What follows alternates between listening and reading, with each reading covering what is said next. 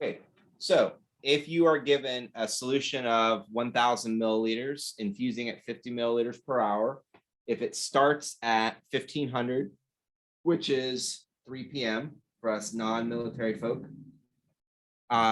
we want to know when will it end, what time, and then we want to use military time because that's what the question states. So first thing we have to do is we have to calculate how many hours this is going to be. So I start with my 1,000 milliliter IV. It's infusing at 50 milliliters per hour. So all I do is invert the 50 milliliters per hour because two reasons. I'm trying to get rid of milliliters and just have time. And then also this is the dimensional analysis way of doing that. So 1,000 divided by 50, I believe is 20.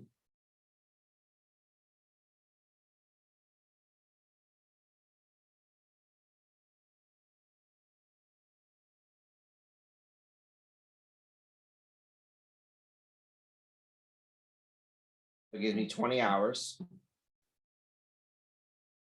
So a couple things you can do.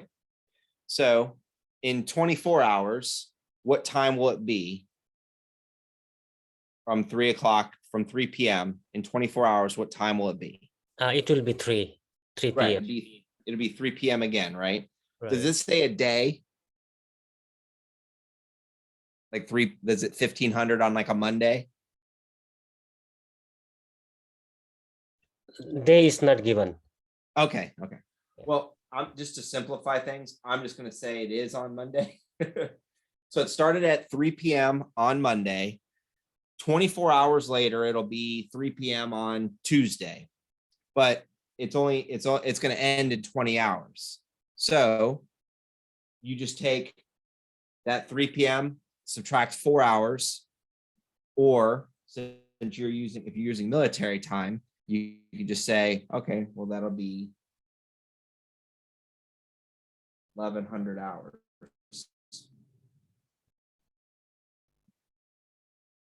Yeah. So it'll be 11 a.m. on Tuesday when it ends. That makes sense? Or help?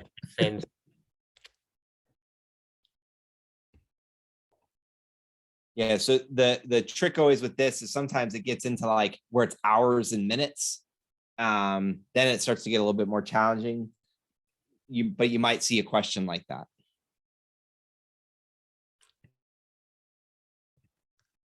Thank you. Yeah, you're welcome. Like I said, you're welcome to stick around if you have any questions while I'm working with the 130 students from Allegheny. So okay. All right. So Allegheny, you guys should have this practice test.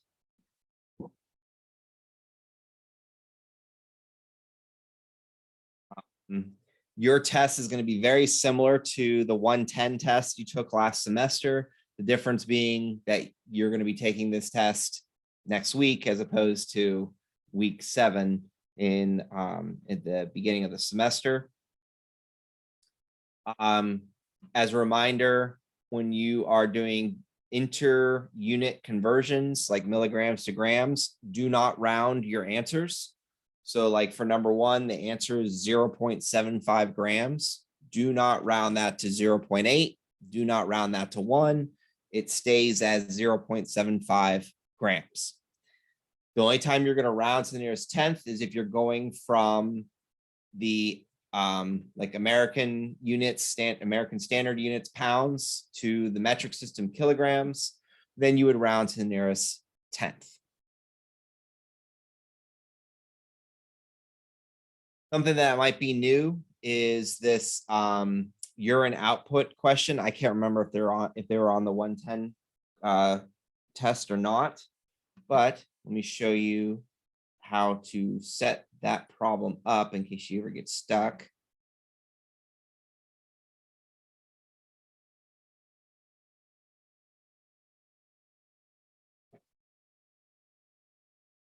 So if you're ever working on a fluid input, fluid output question, they will usually tell you something like what's stated there. So for every 125 milliliters that the patient voids, you're going to replace with 40 milliliters via PEG tube. And so what you're doing is you're monitoring their urine output. And so this is like your potentials. After 4 hours, if they voided 125 milliliters, you'd want to replace with 40 milliliters. That's just the example on this particular question. On your test, you might see similar questions, but the numbers might be different. So it might be for every 100 milliliters lost, you're going to replace with 50 milliliters. It can vary. Then you look at what was actually lost. What was actually lost was 500 milliliters. We want to know how much to put back in. So there's a couple ways to answer this particular question. You can do a like a ratio proportion setup. Some of you are like, don't do that to me, please. But you can set it up where you know you're in, you know you're out, and then you know your other out, but what you don't know is this other in. And what you can do is a couple things. You can cross multiply. If that's something you like to do. If you like to do a little bit of some algebra type stuff and solve for the unknown, or you can just say, okay, well, how many times does 125 go into 500 milliliters? That actually would be 4 times. And I would also do that same 4 times for this up here. And so my answer would be 160 milliliters would be the replacement volume. Alternatively, you can take what was actually voided, 500 milliliters, divided by your potential void, 125 milliliters, and multiply by the replacement volume. And that'll give you the same answer, just set up a different way. This probably looks familiar to you. It looks like ordered over half, okay? But in this instance, it's the actual output over the potential output times the replacement volume. And that is what I did there.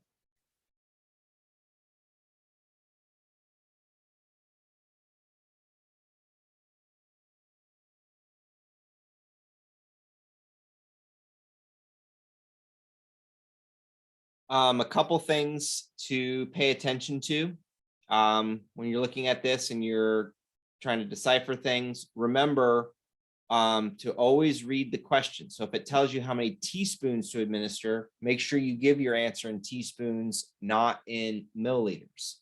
If it asks you milliliters, then you give the answer obviously in milliliters. When you are calculating tablets, tablets are scored. You can give somebody half a tablet. So make sure that if you do write your answers with that, and if it is a half, that you don't round it up to the next whole tablet, you can give them a half tablet. If it's a capsule and it said to administer 2.5 capsules, well, you can't give somebody half a capsule. You need to give them a whole capsule. You probably need to get some clarification on what you should do for that. My guess is that you would round up and give them 3, but you would need to clarify that with your instructor just to make sure, because obviously you don't want to overdose somebody. But my guess is that most of the time you'll see it'll be something like this. The order is 500 milligrams, available is 250 milligrams. You're going to give them 2 capsules twice a day and be done with it. So you're not thinking about giving them a half capsule or anything like that. I don't know if you've ever been prescribed an antibiotic. It doesn't ever seem like you have to do much tricky math to figure out how much to take. And you got to think about it. A lot of this is based off of when the pharmacist or the doctor is recommending or telling the patient what to take, that they can follow those directions, and it's simple. It's not take 0.4456 tenths of a milliliter every third hour. Like, then they just probably wouldn't take it, or they would do too much or too little. I just had a really quick question about how like the teaspoons is written. When working it, it says in the basic conversion, like the lowercase t is teaspoons, but then on the answer key, it shows like TSP would Mhm. either be accepted when we're doing our test. Yeah, those are standard abbreviations for teaspoons. So little t or TSP, and then big T or big T BSP is tablespoons. Thank you. Yeah, you're welcome. Good question.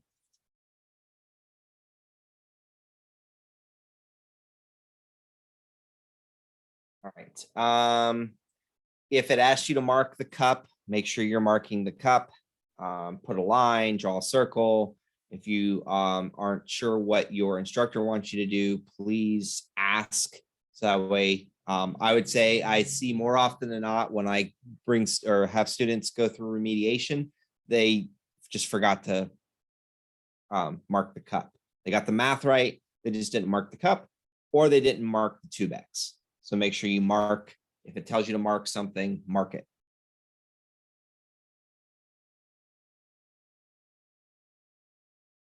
I don't think you saw sliding scale last semester, but that's pretty straightforward.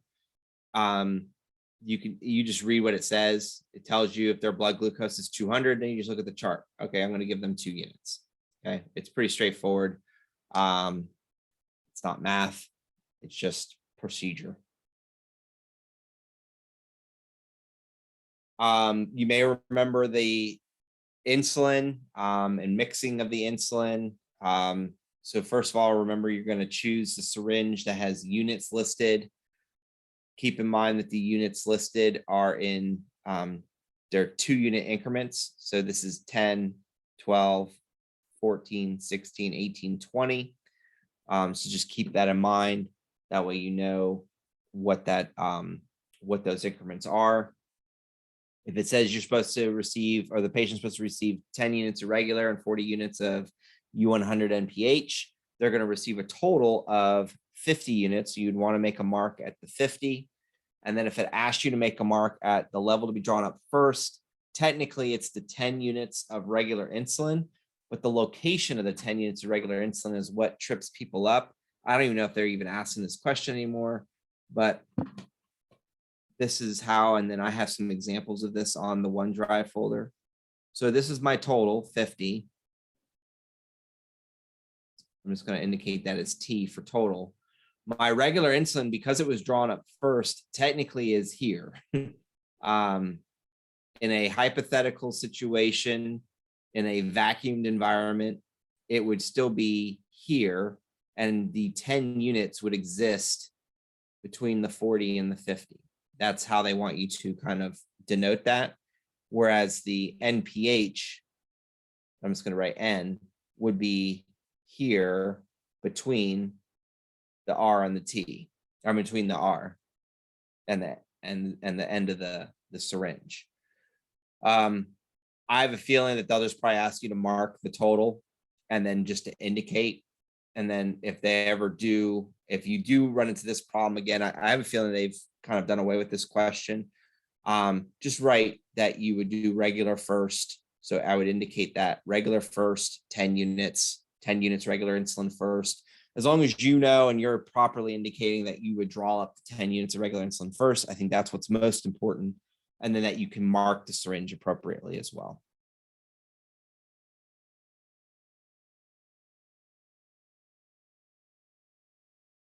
All right, so some new things, flow rates.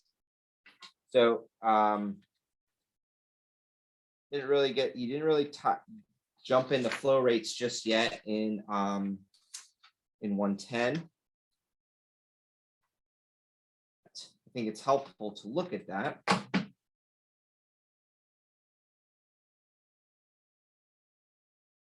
first thing is you need to know what the heck are we talking about when we talk about a flow rate. Oh, Stephanie, do you still have a question? Oh, no, I just put down. Okay, that's okay. So if you do have a question, just by all means, just unmute, because a lot of times I'm trying to bounce between screens and I can't really see if your hand goes up or if you are typing into the chat. Just go ahead and unmute, stop me. It'll be fine. You won't ruin my flow, I promise. That was for everybody, not just that. Okay. So when we talk about, and you see questions associated with flow rate, what flow rate is volume over time. Volume is typically milliliters. The time is typically hours. And so when it asks you to calculate a flow rate, what we're asking is to tell me to calculate the milliliters per hour, basically what you would set the infusion pump to in the patient's room. So you're in the patient's room, you have the IV set up and the numbers there, you're programming those numbers. This is just a paper representation of how you get to those numbers. So a good example would be, let's say you're to administer 375 milliliters of some substance, some medication over 3 hours. This actually I think this is the Ringer's lactate question later on down in the practice test. So 375 milliliters over 3 hours. In order to calculate this, this is not the time you'd want to use order over half. You don't even necessarily need to do dimensional analysis with this. You just need to take the volume, 375 milliliters, over the time, 3 hours. So 375, 3 hours. And then you would just reduce that. So 375 divided by 3 will give you 125 milliliters. Or you can write it as 125 mil per hour. And that would be the answer to that question. So if it said, what is the flow rate? What would you program into the infusion pump? That's what it would be, 125 milliliters per hour. Now, there's another type of flow rate called the drop rate. Now, in order to calculate the drop rate, you need the flow rate and you need what's called the drop factor. And those two things will get us to our drop rate. So this is the important thing. You need to know the drop factor in order to calculate the drop rate. The other thing you need to know is, just like flow rate is in milliliters per hour, drop rate is in drops per minute. So it has its own unit, and then this is GTT. I realize that it looks like GH, but it's GTT. So flow rate is still going to be milliliters per hour. Sometimes it's milliliters per minute. If it's in hours, you need to convert hours to minutes. If it's in minutes, leave it alone. And I'll show you an example of that in a moment. Your drop factor is always going to be listed as drops per milliliter. And it's either going to be, and at Allegheny campus, we tend to always give you the drop factor. So it's drops per milliliter. It's given, it's listed. You don't have to go guessing or looking for it. It's given to you. The drop, if it's not given to you, if you're from another campus, sometimes they'll ask you, well, what is the drop factor? If it says microtubing, it's usually 60 drops per milliliter, 60 drops per milliliter for microtubing. Okay, so let me go back to here. And so the first example is actually showing you a drop factor question. So what I'm going to do is I'm going to take the flow rate, volume over time, and I'm going to multiply by the drop factor. And when I look at the label, we can see that the label says 15 drops per milliliter. So when I set this question up, I'm going to take my volume over time, 75 milliliters.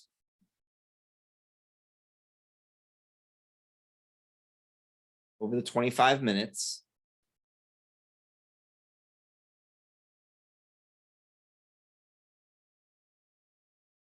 Times my drop factor, which tells me it's 15 drops. So again, I'm going to abbreviate that as GTT per milliliter.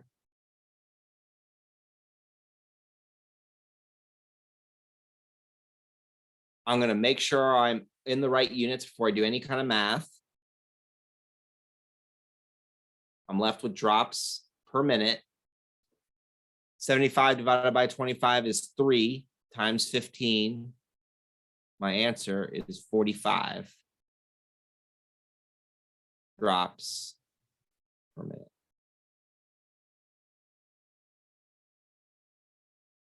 Right, there's a reason I don't use the annotation thing, because it's hard to write, draw with your mouse. So not that my actual handwriting is much better, but you can see the point. Okay, so how did I set this up? Flow rate. I left my volume in minutes, my time in minutes, times the drop factor, and that gives me my drop rate. If this said 75 milliliters in 1 hour, then you would just want to convert the 1 hour to 60 minutes, and then you would still set up and do this exactly the same way. Now, what if we have something that looks like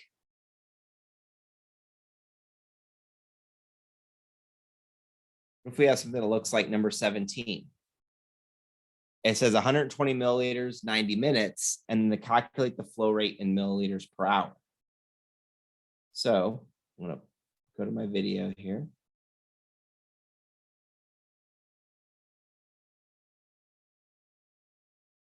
The 120 milliliters in 90 minutes, but I want to know what my milliliters per hour is. There's a couple ways to set that up. One way is, if you know that 90 minutes is the same thing as 1.5 hours, that's one way to do it. So I've met a lot of students that will take the 120 ml divided by 1.5 hour and then calculate that out. If you don't like that, the alternative way is taking your 125 milliliters per minute at this point, because the 90 minutes, remember, flow rate is still just volume over time, and then just convert the minutes to.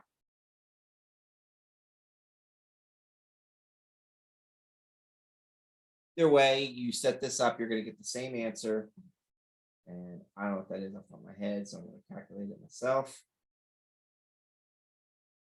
120 divided by 1.5. And I'm going to get 80 milliliters per hour.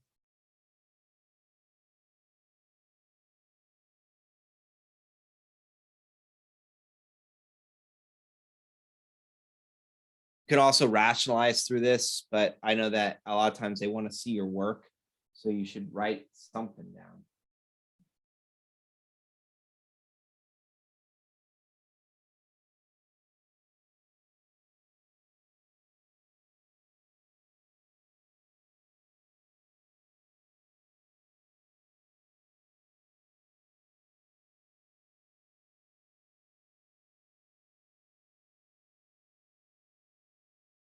All right. For a question like this, 500 milliliters, infusing at 125 milliliters, how long will it take? You're just gonna kind of rearrange your equation a little bit. You're gonna still write out the important stuff, But in this time, we already know our flow rate. We just want to know how long it's going to take. So you can sit there and you say like, okay, 125 milliliters in 1 hour, 250 milliliters in 2 hours, 375 milliliters in 3 hours, and then 500 milliliters in 4 hours. So the answer for this question would be 4 hours. But let's say it wasn't as particular. How would you set this up from the standpoint of like doing this as a math question? And the way I would do that is I would take my 500 milliliters. Again, I don't want milliliters in this example. I want to know how much time. So it tells me 125 milliliters in an hour. So this is how I would set this up in order to figure out how many hours this is infusing in. Again, you can do what I did just a moment ago and just say, okay, 125 in an hour, 250 in 2 hours, 375 in 3 hours, and then 500 in 4 hours. But if you don't want to do it that way, this is the alternative way. Then I would just take my 500, plug it into my calculator, divided by 125, and I'd still get the same answer of 4 hours. This comes in handy because sometimes it might not be as easy as 4 hours. It might end up being like 3.5 hours or 2.25 hours. And you want to make sure that you know what it is as best you can.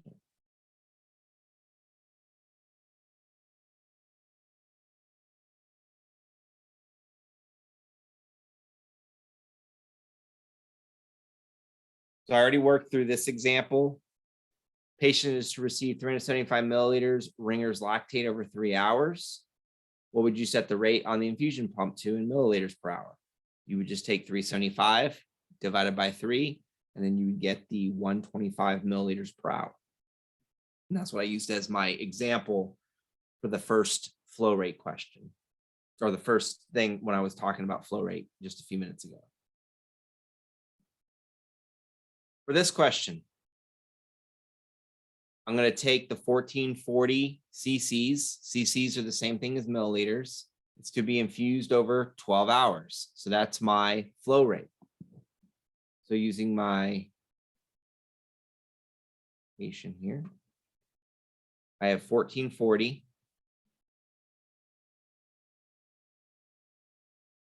over 12. Now, since we're calculating flow or drop rate, we need to know, first of all, what is my drop factor? But I also need to know that I'm looking at drops per minute. And so I need this hours to be converted to minutes. One thing that I usually do is I just go ahead and do that like right now. Okay, so I know that 12 times 60 will give me 720. You can plug that into your calculator. The only reason I know that is because I just did it like a few minutes ago. And so I would start off and I would write this question as 1440 milliliters, 720 hours, or I'm sorry, 720 minutes. That's my flow rate. As my drop factor, which is what? 10. And I got that from this right over here, the label. So it's drops per milliliter. I'm going to do 1440 times 10 divided by 720, or I can even just do 1440 divided by 720 right off the bat, which is 2 times 10 will give me 20 drops per minute.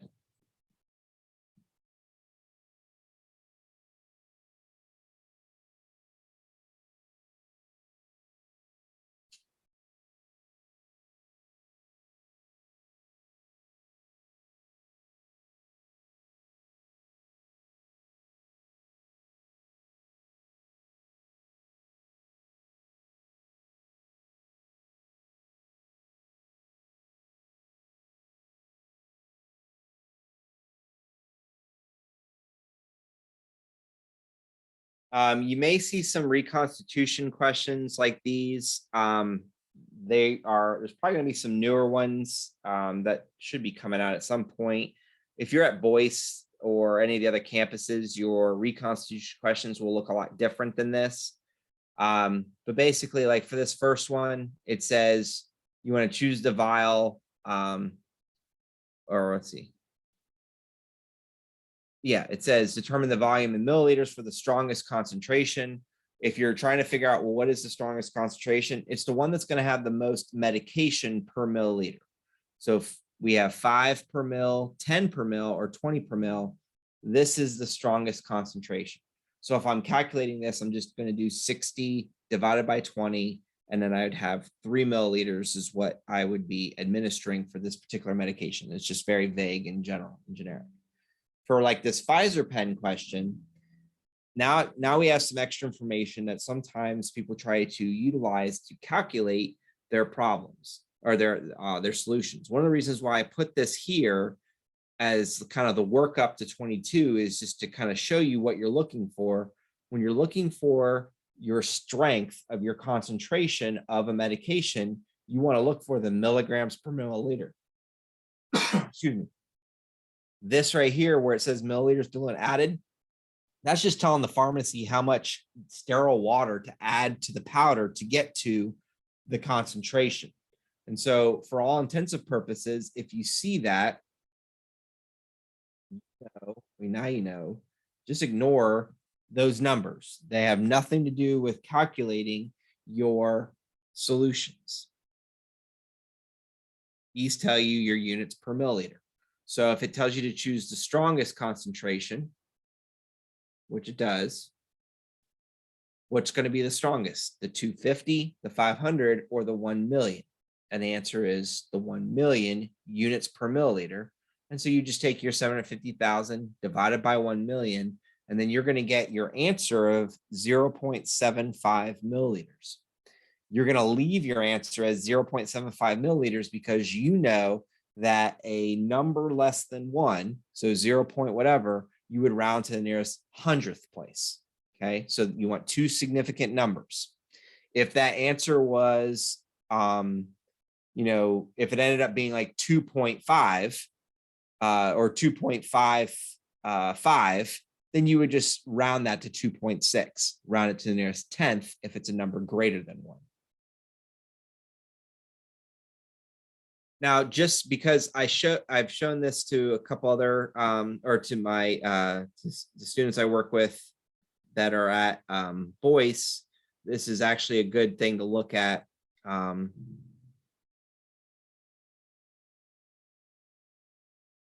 what I'm going to do is I'm just going to show you some labels of what these actually look like. This is a good one. So this is ampicillin. And the reason that it's important to know this is because it'll tell you, first of all, it's intramuscular IV use, which tells you it's going to be administered in a liquid form, milliliters. But it only tells you on the broad aspect of the label that it's 1 gram of ampicillin. So how do you figure out what I'm going to administer? Well, you have to look at the label. So the label tells you to add 3.5 milliliters of diluent, and then that's going to give you a solution of 250 milligrams per milliliter. So if I was doing math or if I was doing a reconstitution question using this label, you need to know to go to this label, review the label, and to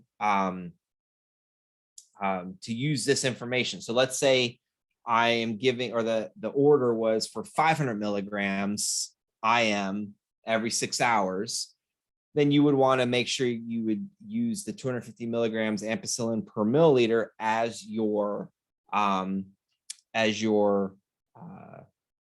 base, as your strength. And so 500 divided by 250 is 2. So you're going to give them 2 milliliters per dose. Okay.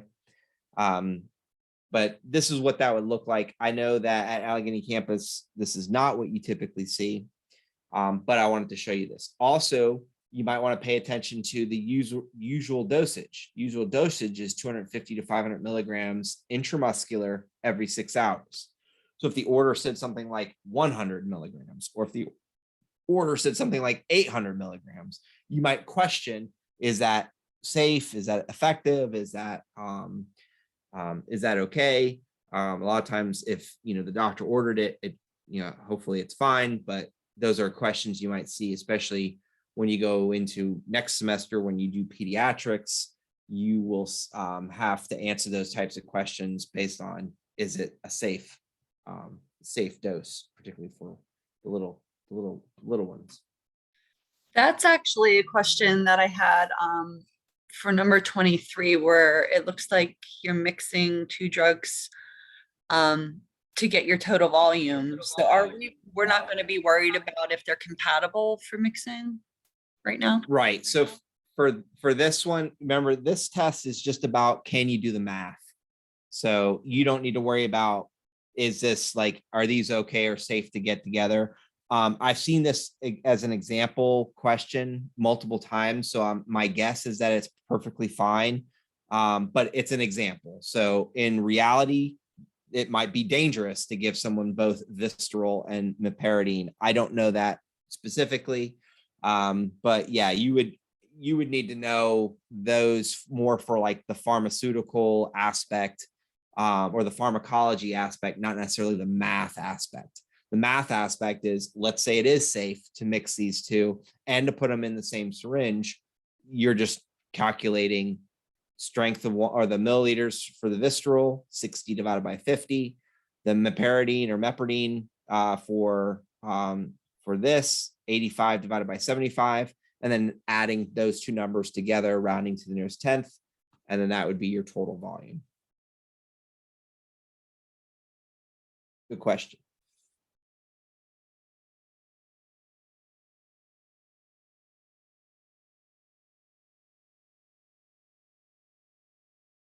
See some weight-based questions, meaning that you need to account for the patient's weight. If it's given to you in pounds, you need to convert it to kilograms. You know how to do that. And then you would just multiply by the loading dose. Okay. So like this doesn't really have, it just says for, or it does tell you, it says for the loading dose, how many milligrams of dilantin would you administer? So what you're going to do is you're going to take the 176 pounds divided by 2.2. I think that's 80, but I'm going to double check. Yeah, it's 80. Now, if this were something other than 80, like let's say it was like 80.454545, something like that, you would just round to the nearest 10th before you calculate your loading dose. So I said it was 80 milligrams. And I'm going to multiply by the loading dose, which is 15 milligrams per kilogram. And then 80 times 15 gives me my answer of 1200. If it asked you to how many grams you would give, you could say 1.2 grams, but it asked in the question, it asked how many milligrams. So it's 1200. And then for this one here, this is just a little bit of, I guess, fun. I don't know, however you want to describe that. But you have micrograms listed and you have milligrams listed. And so you need to know that you need to convert micrograms to milligrams or milligrams to micrograms before you do any kind of math. So if you need to see that, 500 micrograms is the same as 0.5 milligrams. And there's, first of all, the reason I know that is because 1 milligram equals 1,000 micrograms. And that's something that you're supposed to know. And I know that when I'm going to milligrams to micrograms, I'm going to move my decimal 3 to the left. Or you can always do 500 micrograms divided by 1,000, and that'll give you your milligram equivalent. if you need to see that again, also just mental analysis wise, because sometimes it's helpful to see it. If I have my 500 micrograms,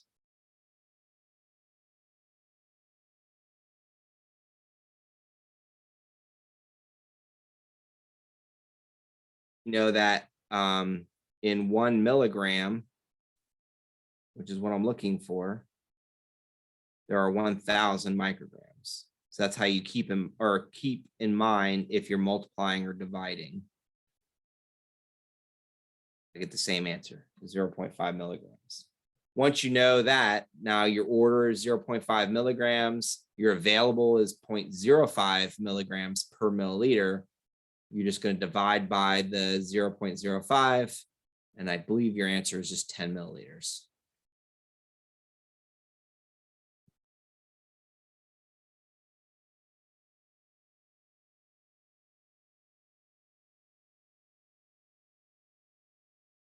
So I got to make sure it's not 100.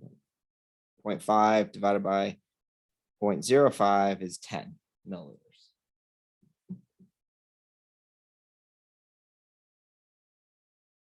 All right, are there any other questions from this practice test or any other questions that you have about the test that you're going to be having next week?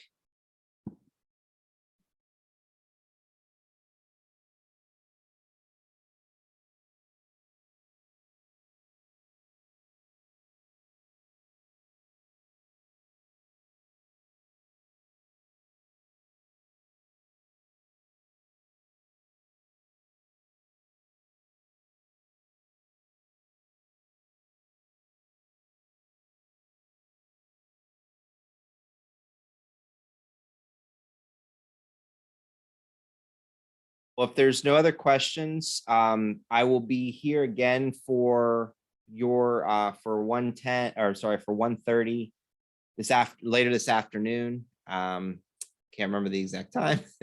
And then I'll also be here on Thursday twice for your section.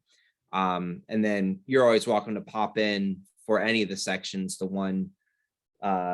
the 220, 230, and the 240 sections. If I'm on here, you're welcome to join in and ask questions.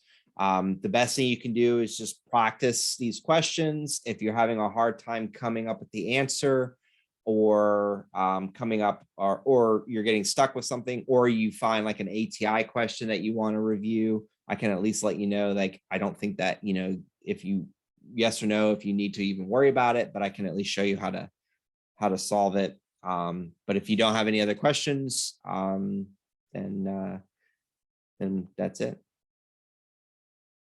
Thank you. Thank you. Thank you. Yep, you're welcome.